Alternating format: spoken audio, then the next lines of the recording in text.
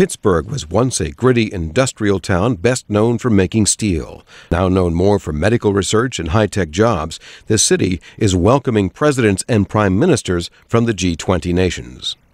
Preparing for the Pittsburgh talks, lower-level officials have been measuring the progress of global economic recovery and debating new rules intended to improve regulators' ability to oversee markets, reduce investors' risk, and prevent future collapses. Right, this way, please, everyone.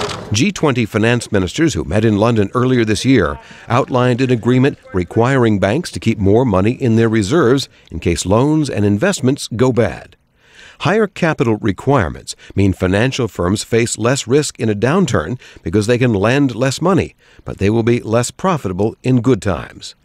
G20 ministers represent the world's largest economies as well as important developing nations. So far, they have not been able to agree on rules to limit huge bonuses for financial firms' executives. Some experts say these multi-million-dollar payouts made the worldwide economic collapse worse.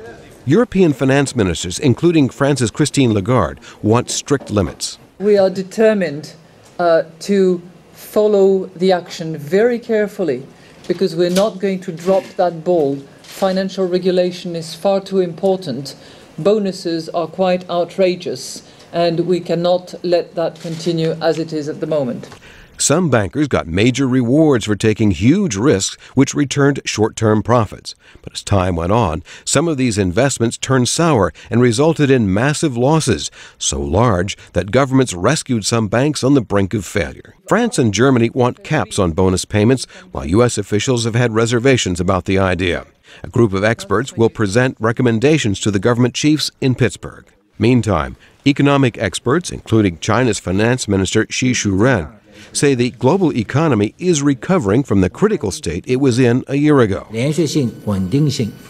Mr. Xi says it is still too early to cut back efforts to bolster the economy. Those efforts include massive spending on public works projects to increase demand for materials and workers, as well as drastic cuts in interest rates. A key question that G20 must decide is which stimulus efforts to rein in and when and how to do that.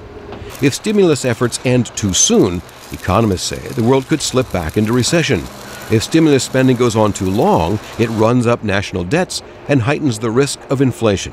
Peterson Institute scholar Ted Truman says, at this point, coordination between nations is crucial. If there is a crisis in Korea, it affects the world.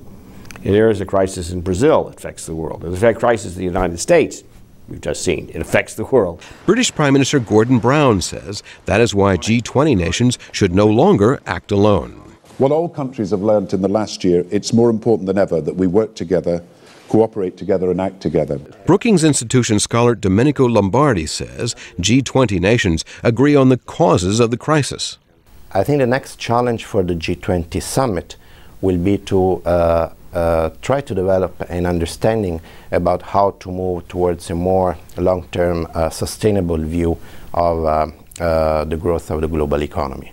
Claude Barfield of the American Enterprise Institute says the Pittsburgh meetings are not likely to produce major signed agreements. I think it does have a positive effect, but a psychological effect. But we've learned in the last couple of years, psychology means a lot in markets.